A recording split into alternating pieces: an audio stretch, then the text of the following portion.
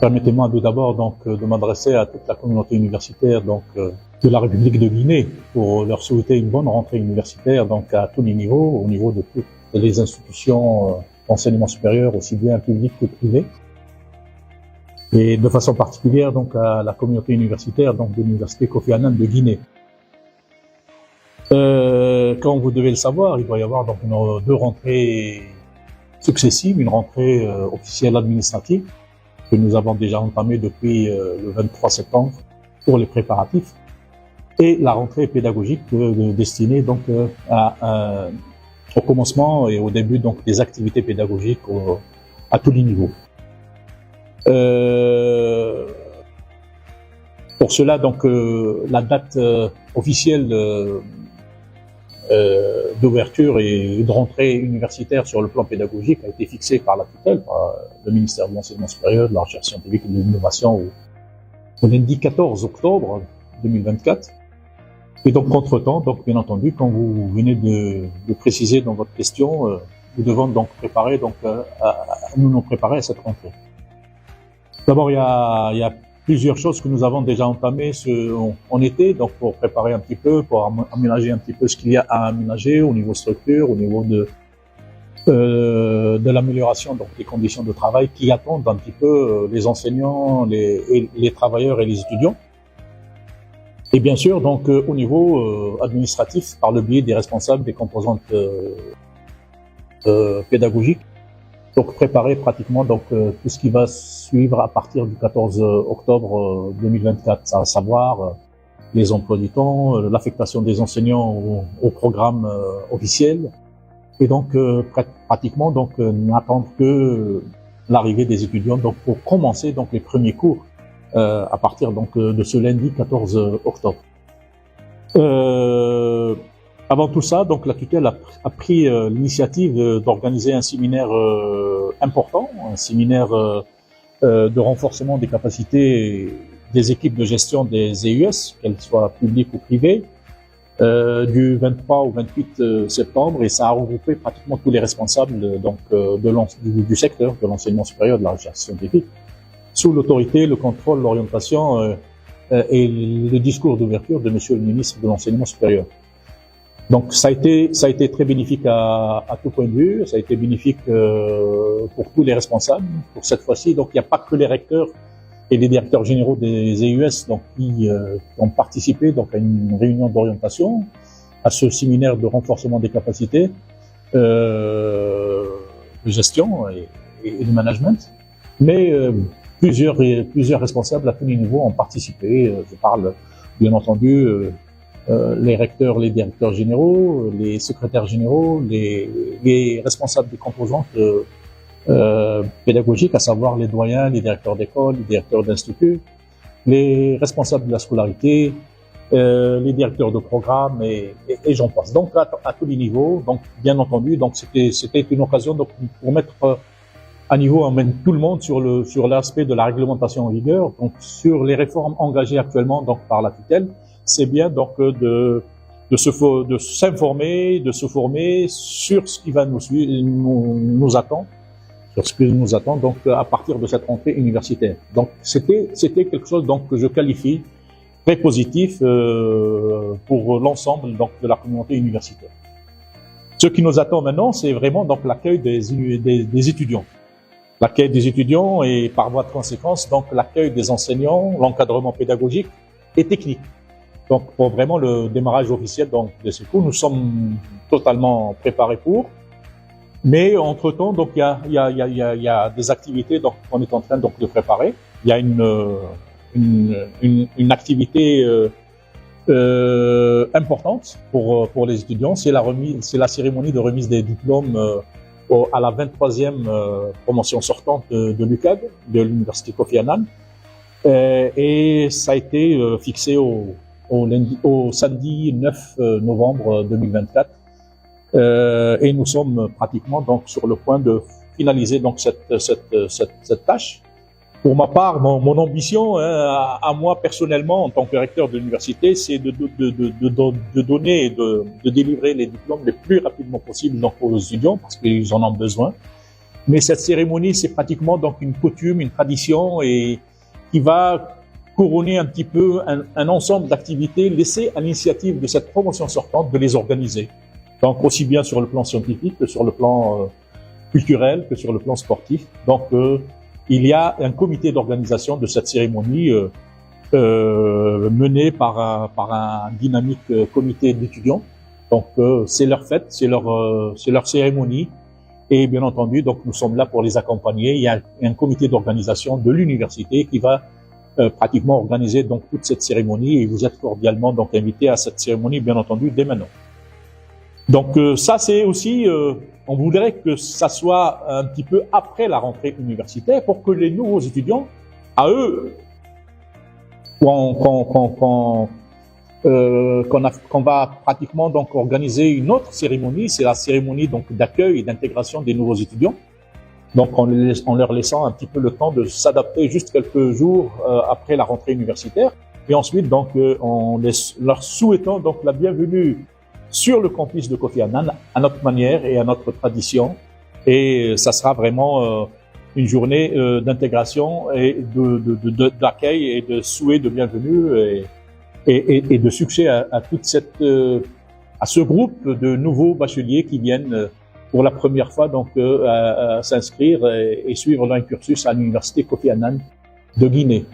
Donc ce serait avec beaucoup de plaisir de souhaiter une bonne sortie aux sortants pour les diplômés de la 23e promotion et sortante, et de souhaiter la bienvenue aux nouveaux bacheliers. On est sur le cycle d'inscription de tous les nouveaux étudiants, pour lesquels je souhaite d'ores et déjà donc la bienvenue à l'université Kofi Annan. Et donc à travers ça, il y a toujours à organiser pour la rentrée universitaire un conseil d'université. Il a été fixé donc au mercredi 16 octobre prochain, juste après la rentrée universitaire, et nous allons pratiquement débattre et discuter donc quelques points qui concernent la rentrée universitaire, à savoir donc la préparation de la rentrée universitaire, la concrétisation donc de cette cérémonie de remise des diplômes, parce que nous devons donc préparer donc tous les aspects et toute la logistique donc pour que ça se passe comme d'habitude, comme nous a si bien montré l'université à travers cette occasion, cette cérémonie. Donc comme d'habitude, l'université Kofi Annan nous a habitués à une bonne cérémonie. Pratiquement, c'est une fête avec toutes les familles qui regardent un petit peu leurs enfants couronnés avec le diplôme final, qui ouvrira, Inch'Allah, bien entendu, donc, et c'est notre souhait le plus cher, une insertion professionnelle donc adéquate à tous les sortants. Pour les cours enseignés, c'est des cours concernant donc tous les programmes de formation. Vous me laissez dire que notre souhait le plus cher, c'est qu'on accrédite que tous nos programmes de formation. Nous avons déjà 22 programmes accrédités par l'autorité nationale d'assurance qualité de Guinée, et nous avons aussi introduit 15 autres programmes qui sont sur le point d'être finalisé du point de vue accréditation et évaluation par les experts, puisque l'évaluation a été faite, il reste juste les résultats définitifs. Ça nous permet donc un petit peu de proposer à nos étudiants des formations accréditées. C'est très important pour l'établissement, c'est très important pour les étudiants, c'est très important pour les enseignants. Et donc les cours, c'est quelque chose de fondamental, c'est quelque chose d'officiel qui sont au niveau de chaque filière à proposer donc aux étudiants. Donc il y a énormément de cours, mais la nouveauté de Kofi Annan, parce que Kofi Annan n'entame jamais une nouvelle année sans apporter une nouveauté plutôt, c'est que nous sommes sur le plan de mettre en place donc un centre digital pour la digitalisation donc des cours, des enseignements. Donc la plateforme d'enseignement en ligne donc elle est pratiquement faite. Nous sommes en train d'expérimenter donc 3 formations, 2 masters, un master dans les sciences et techniques et un master dans les sciences humaines et sociales, et une formation de fin de cycle dans la licence. Et ça sera donc pratiquement tous les cours dont vous parlez seront pratiquement mis sur cette plateforme. Elle est en expérimentation et notre objectif de la mettre en vigueur de façon officielle, c'est cette année universitaire. Donc, on veut faire de cette année universitaire à Kofi Annan 2024-2025 l'année du renforcement de la formation par l'enseignement en ligne destiné aussi donc à ceux qui s'éloignent un petit peu, parce que c'est prédisposé essentiellement pour la formation en master, mais on va choisir quelques formations aussi en licence, tout en allant vers pratiquement mettre en place pratiquement toutes les formations et tous les programmes. Le plan de cours sera disponible sur la plateforme. Le support de cours sera disposé au niveau de la plateforme et un échange à distance pourra être renforcé, bien entendu, donc avec l'initiative du présentiel dont on ne peut pas encore s'en passer. Mais il y a des étudiants qui veulent bien continuer à rester en contact avec l'enseignement, en contact avec les enseignants, en contact avec les ressources de matières à enseigner. Donc ils seront donc à leur disposition. Et donc ça sera la nouveauté 2024-2025, la mise en place donc de ce centre de digitalisation. On l'appelle ailleurs aussi un centre de téléenseignement, mais c'est le Digital Center de Kofi Annan qui sera mis en place. Et il y a derrière donc tout un projet Erasmus avec plusieurs universités autour de l'enseignement en ligne en Afrique. Et donc nous tissons un petit peu toutes les expériences pour en tirer profit et mettre en place. Nous avons nos concernés, nos agents donc dans le projet ont visité plusieurs universités à travers ce projet-là et ils ont vu que les universités en Europe sont très avancées là-dessus et nous voulons que le fossé du point de vue de transformation numérique se rétrécit de plus en plus et c'est quelque chose de fondamental. Et pourquoi pas donc dans l'avenir on peut proposer donc les deux alternatives, la formation en présentiel et la formation en ligne. Voilà, je voulais juste dire que le conseil d'université qui est programmé pour le 16 octobre, là, qui juste c'est le premier, va servir donc d'une orientation officielle donc de ce qu'on va avoir un petit peu comme année universitaire. Nos projets, c'est concrétiser un petit peu les accréditations et on veut aussi aller vers les accréditations CAMES aussi. Donc on va pas se limiter uniquement au niveau accréditation ANAC, qui est accréditation nationale, et c'est très important. Donc pour moi, c'est capital d'avoir une accréditation nationale et une accréditation internationale africaine, qui est le Conseil africain malgache de l'enseignement supérieur. Donc pour avoir une reconnaissance à ce niveau-là, au niveau des gens régional, au niveau international, pourquoi pas. Non seulement pour un enseignement adéquat, comme vous le dites, mais c'est pour un enseignement de qualité. Et c'est pour ça qu'on fait des accréditations. Alors les établissements qui s'éloignent et qui refusent d'être évalués pour être accrédités, c'est une fausse route empruntée.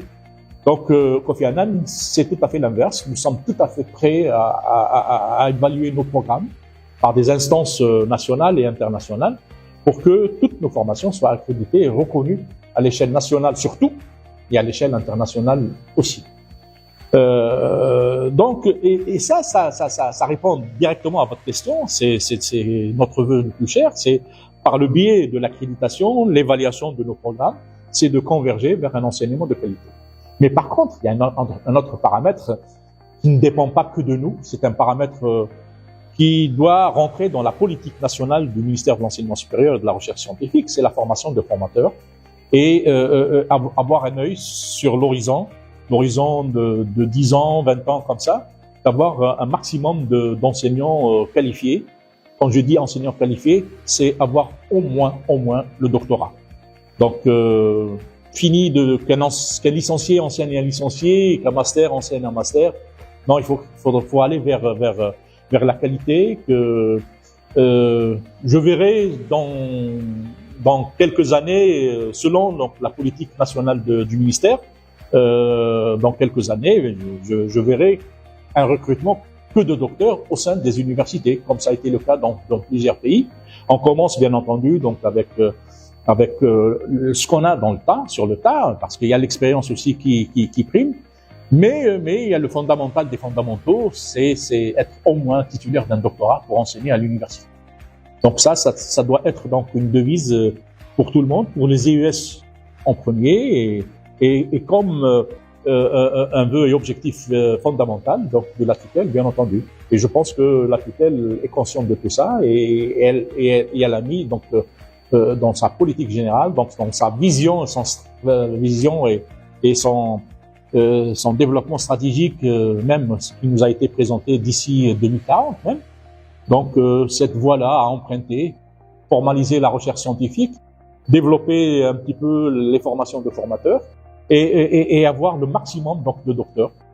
Parce que qu'est-ce qu'on doit viser pour la qualité? Parce que votre question elle est fondamentale, hein, pour leur proposer une formation adéquate. D'abord, elle a un double sens. L'adéquation, vous voulez viser l'adéquation formation-emploi, et ça, c'est l'insertion socio-professionnelle. Mais aussi, moi, je vise aussi la qualité, et avec la qualité de l'enseignement, on peut avoir donc des cadres de la nation d'un certain niveau. Et on ne peut pas parler de la qualité de l'enseignement si on ne parle pas de la qualité des enseignants et des encadreurs. Et c'est pour ça que je reviens énormément donc à la formation des formateurs, à l'instauration donc des écoles doctorales donc de bonne qualité au niveau donc des EUS, au niveau des institutions d'enseignement supérieur, aussi bien publics que privés, et j'insiste beaucoup, ceux qui ont les possibilités d'ouvrir donc des écoles doctorales sur le plan fondamental des choses, c'est-à-dire l'encadrement existant, aussi bien infrastructurel que matériel et humain. Donc, je vois pas pourquoi ne pas encourager et soutenir et accompagner donc ces institutions donc à gérer donc des écoles doctorales, et je crois que c'est comme ça qu'on pourra arriver à un ratio, parce qu'il faut viser ce ratio. Le ratio, c'est le nombre d'enseignants de rang magistral, au moins titulaires d'un PhD ou bien d'un doctorat, sur le nombre total d'enseignants. Alors, si ce ratio grimpe et évolue, on pourra dire qu'on converge vers la qualité de l'enseignement, vers l'adaptation ou l'adaptabilité donc de l'enseignement donc au secteur utilisateur et au secteur employeur. Je reviendrai à la réponse de cette question en reprenant un petit peu le message de bienvenue d'abord. Donc parce que nous devons souhaiter, et nous sommes là pour le faire, et toute la communauté universitaire de Kofi Annan se joint à moi pour souhaiter donc la bienvenue à tous les nouveaux étudiants et tous les anciens étudiants pour reprendre un petit peu leur cursus universitaire à Kofi Annan. Et à l'université Kofi Annan, ils doivent trouver deux qualificatifs qui font le slogan de Kofi Annan, l'excellence et la modernité. Et donc, moi, j'ajouterais aussi l'innovation, parce que on est vraiment attiré par l'innovation. On veut toujours innover. Et quand on veut innover, donc on y arrive à proposer des choses nouvelles et des choses qui pourraient intéresser énormément de nos étudiants. Donc là, mon message, c'est que à Kofi Annan, ils ne peuvent trouver qu'une formation de qualité, une formation par laquelle donc tous les responsables ont le souci fondamental de leur proposer donc une formation de qualité qui sera adaptable et adaptée donc aux exigences de la vie active et à la vie professionnelle. Et pour ceux qui veulent faire de la recherche, il faudra qu'ils trouvent aussi donc un aspect de recherche et de formation doctorale. Et c'est notre souhait le plus cher et le plus fondamental, c'est de voir de vraiment de converger vers une université complète, entière, et non pas amputée donc d'un aspect de la formation, parce que au niveau d'une université, on doit former les licences, les masters et les docteurs. Et donc Et une université, c'est tout ça, c'est tout ça. Et quand on opte pour la formation doctorale, on opte pour la recherche scientifique, on opte pour la structuration de la recherche scientifique, on opte pour pratiquement donc la formalisation de la recherche scientifique, et nous structurons et organisons donc nos équipes de recherche sous forme de labos de recherche pour travailler et pour régler les problèmes qui se posent à la nation.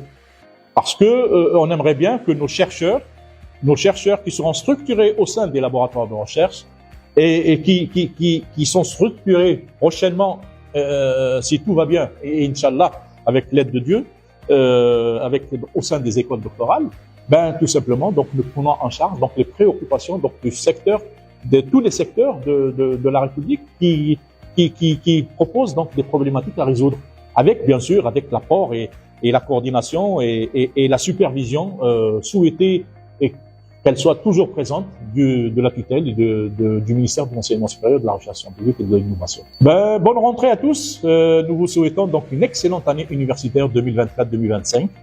J'espère qu'elle va apporter des surprises, de très bonnes surprises à l'université Kofi Annan et avec ses nouveautés comme d'habitude. Comme d'habitude, l'université Kofi Annan nous a toujours habitués avec des nouveautés et on ne cesse donc d'innover et c'est ça qui fait un petit peu le progrès et l'évolution d'une institution. C'est comme ça qu'on progresse, c'est comme ça qu'on évolue et notre université, on veut qu'elle soit vraiment visible et transparente et non seulement à l'échelle nationale mais à l'international. Donc maintenant, on reçoit beaucoup de messages donc de l'étranger.